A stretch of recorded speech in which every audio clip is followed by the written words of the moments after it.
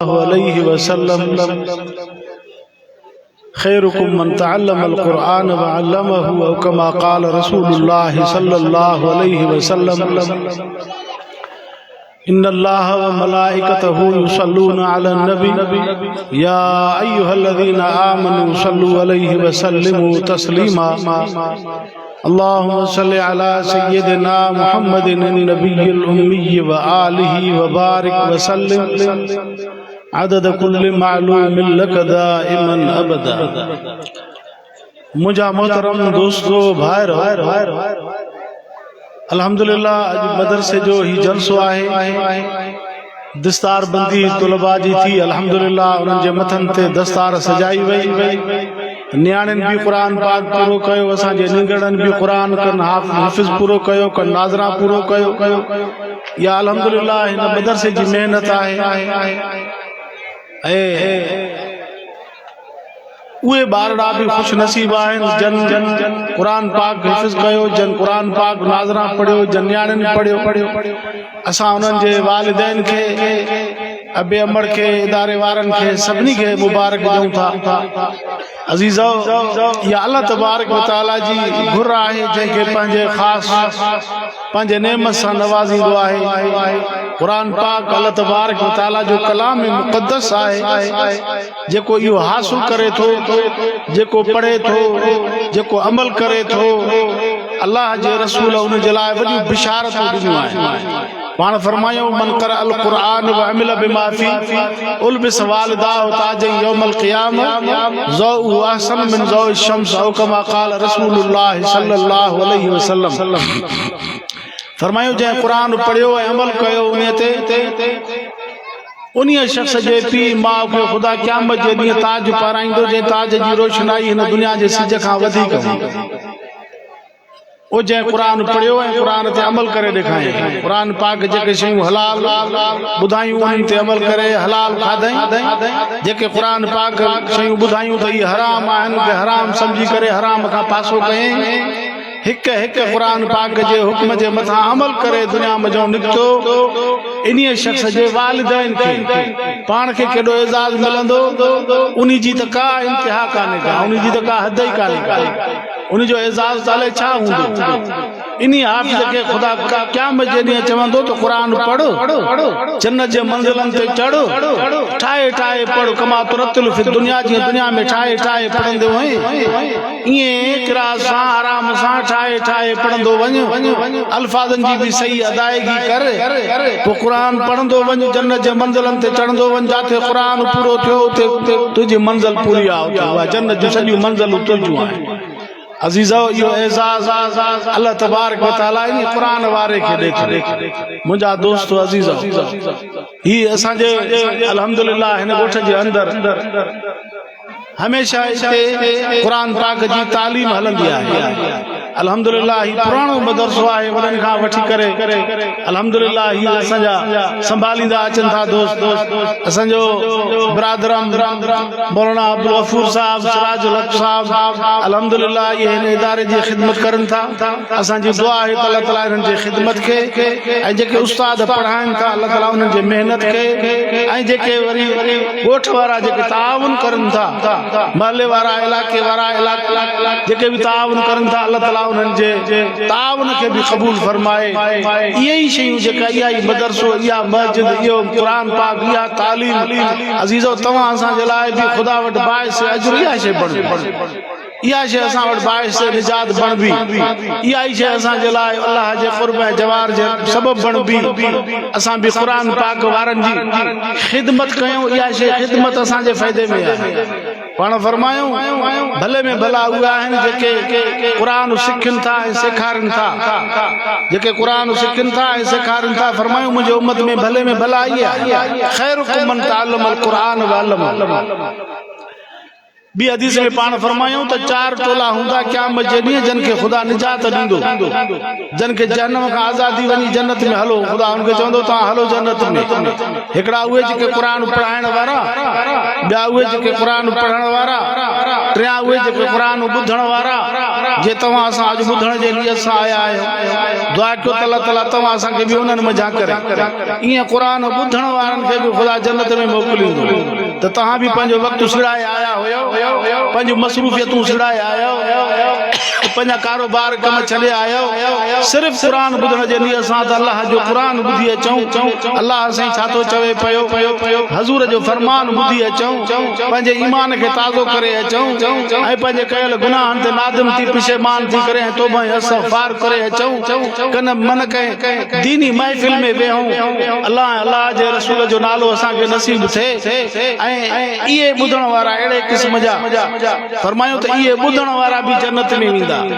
ऐं चौथे नंबर में जेके अहले क़ुरान सां मोहब्बत करण वारा उहे जेके अहले क़ुरान सां दीन वारनि सां ये दीन वारा जन जी हमनशीनी जन जो गॾु वेहण जन सां चार घड़ियूं गॾिजी वेहण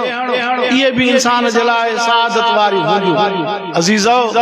दुआ कयो त अल्लाह तबारक व तआला तव्हां असांजे बचनि खे बि क़ुरान जे तालीम सां आरास्ता फरमाए ऐं अल्लाह तबारक व तआला तव्हां असां सभिनी खे पंहिंजे फरमान मुक़द्दस जे मथां अमल जी तौफ़ीक़ अता फरमाए असांजी दुआ आहे अल्लाह ताला हिन इदारे खे ता क़यामत आबाद फरमाए जन बुनियाद रखियो वॾड़नि अल्लाह तबारक व तआला उन्हनि जे क़बरनि खे मुनव्वर फरमाए ऐं इहे जेके अॼु बजड़ा फारिग थिया इहे वरी अञा जेके फारिग थींदा जेसि ताणी इदारे जो वजूद आहे जेसि ताणी इहा तालीम हलंदी रहंदी तेसि ताणी इहे जेके बि हिननि जो बुनियाद जेके रखण वारा वॾड़ा उन्हनि जे क़बरनि में ख़ुदा इन जो सवाबु पहुचाईंदो रहंदो जंहिं शइ जो तव्हां बुनियाद रखियो हुयो अॼु हुतां मुस्लमाननि जा बचड़ा फैज़याब थियनि था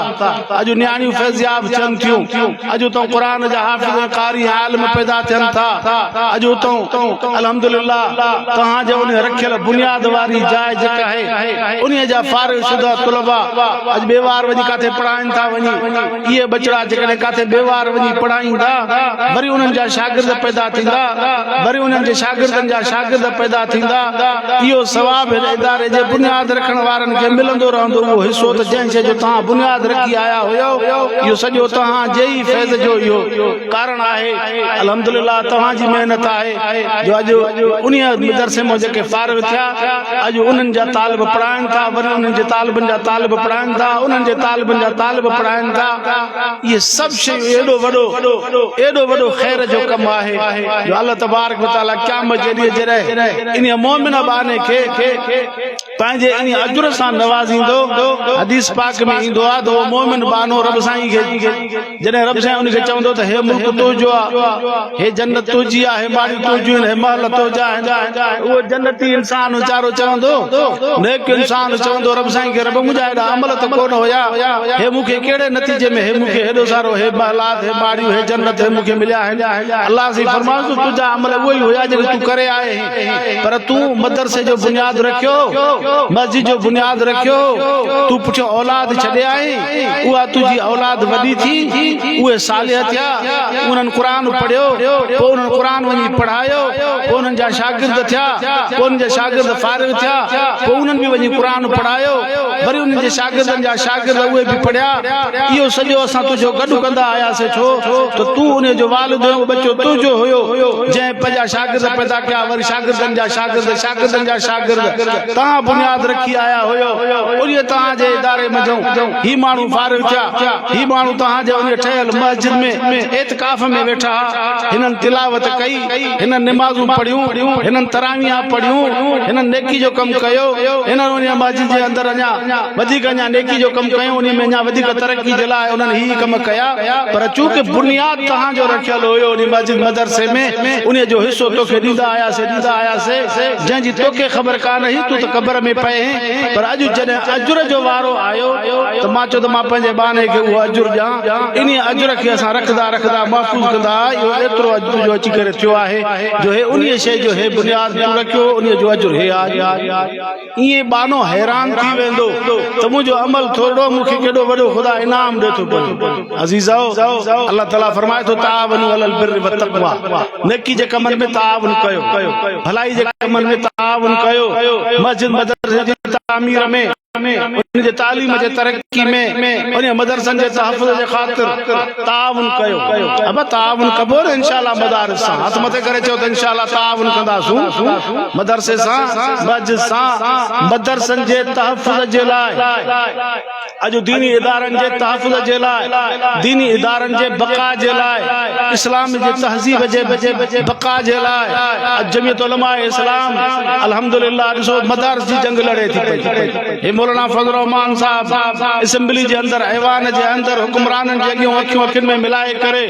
मदारिस जी आज़ादी जे लाइ उन बिल ते सही कराइनि त मदारिस आज़ाद हूंदा। कॾहिं बि हुकूमत कंहिं बि क़िस्म जी जंहिंजी बि हुकूमत अचे मदारिस खे कोई बि क़िस्म जो नुक़सान न पहुचणु घुर्जे। अॼु उहा जंग अल्हम्दुलिल्लाह जमात लड़ी आहे ऐं अल्हम्दुलिल्लाह जमात इन मैदान में पंहिंजी सुरखरू थी आहे। इहा आहे उलमा सां इज़हार यकजहती जो फ़ाइदो जेको तव्हां असां अल्हम्दुलिल्लाह सिंध बाबुल इस्लाम कॉन्फ्रेंस में आयासूं उते गॾिजी बीठासूं ऐं आलमी मीडिया ॾिठो हुकूमत वक़्त जी ॾिठो त मौलाना सां हेतिरा माण्हू आहिनि उलमा जे सॾ ते हेतिरा माण्हू आया आहिनि हे सुभाणे असांजी हुकूमत खे ख़तमु कंदा। तंहिंजे करे उन्हनि असांजे मुतालबे खे तस्लीम करे ऐं मदारिस जी आज़ादी जे लाइ बिल ते सही कई। इहो हुयो जमीयत उलमा इस्लाम जो कारनामो। इहा आहे मदारिस जी बक़ा जी जंग। असां चाहियूं था त हुकूमत कंहिंजी बि हुजे पर मदारिस आज़ाद हुजे। हुकूमत अचणी वञणी शइ आहे। हुकूमत हिकिड़ा ईंदा हिकिड़ा वेंदा। कल्ह जेके हुक्मरान हुया अॼु ॾिसो किथे बीठा आहिनि। अब अॼु इमरान ख़ान जेल में नवाज़ शरीफ़ मुल्क खां ॿाहिरि वरी जेके अॼु वेठा आहिनि इहे वरी हिते रहंदा इहे वरी लथा त वरी अलाए किथे हूंदा। हुकूमतूं अचणियूं वञणियूं शयूं आहिनि पर मदारिस जो बिल पास चला है हाणे एडी हरकत करन पिया त मदारिस के भी ये कयूं जी असा स्कूल है। मां अवा को पूछा तो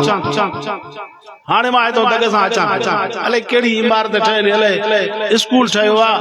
अले या अस्पताल ठया उनके प्लास्टर भला थियल आहिनि पर हेठों गरण शुरू कयो ये छा ठहे थी अस्पताल है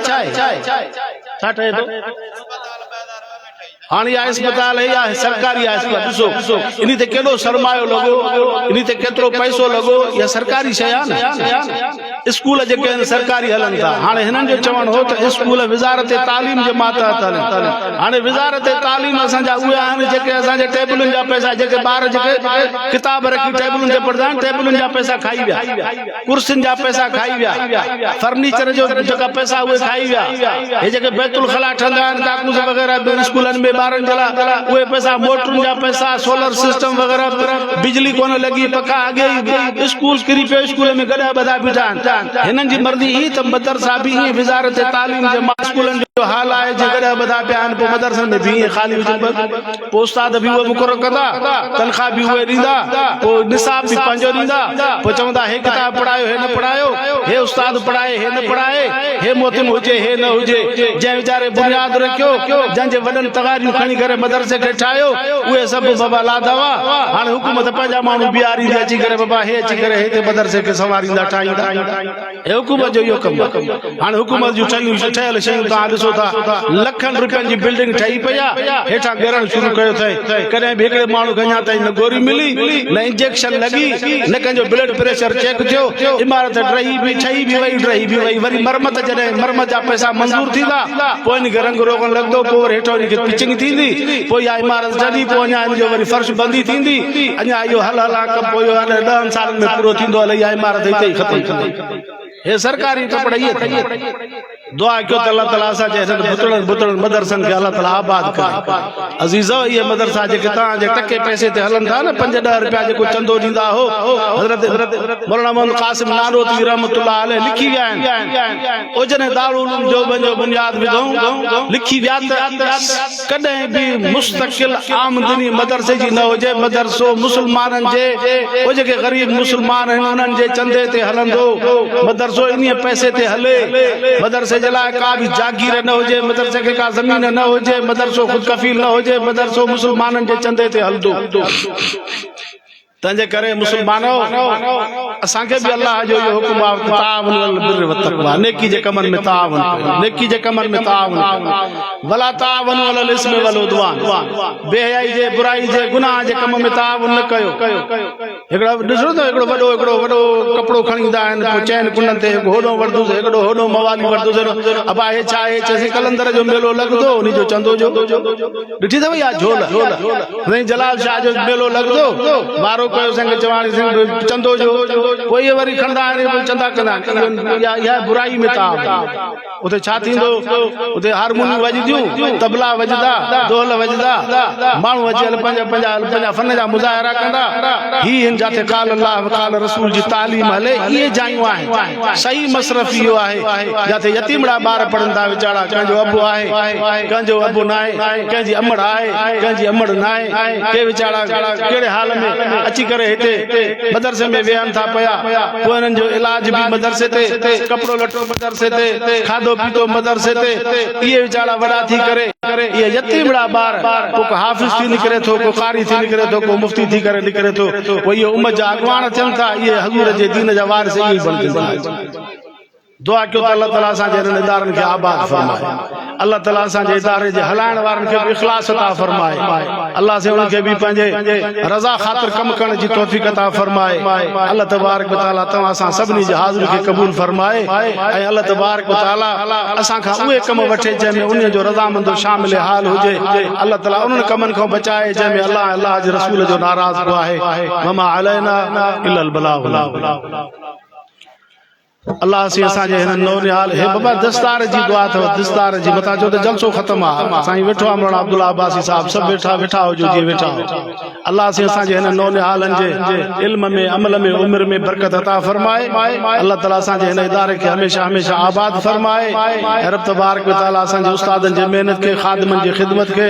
अल्लाह ताला ताउन कंदड़नि जे ताउन खे क़बूल फरमाए। अल्लाह ताला असांजे हिन ॻोठड़े जे मथां पंहिंजी रहमत फरमाए।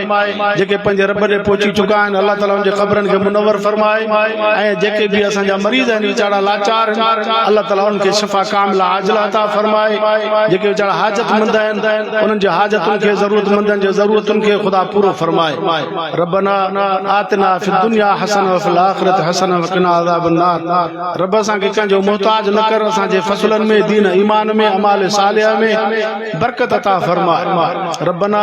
तक़ब्बल मिन्ना इन्नका अंतस समीउल अलीम। रब्बना व तुब अलैना इन्नका अंतत तव्वाबुर रहीम। व सल्लल्लाहु तआला अला खैरि खल्क़िही मुहम्मद व आलिहि व अस्हाबिहि अजमईन बिरहमतिका या अरहमर राहिमीन।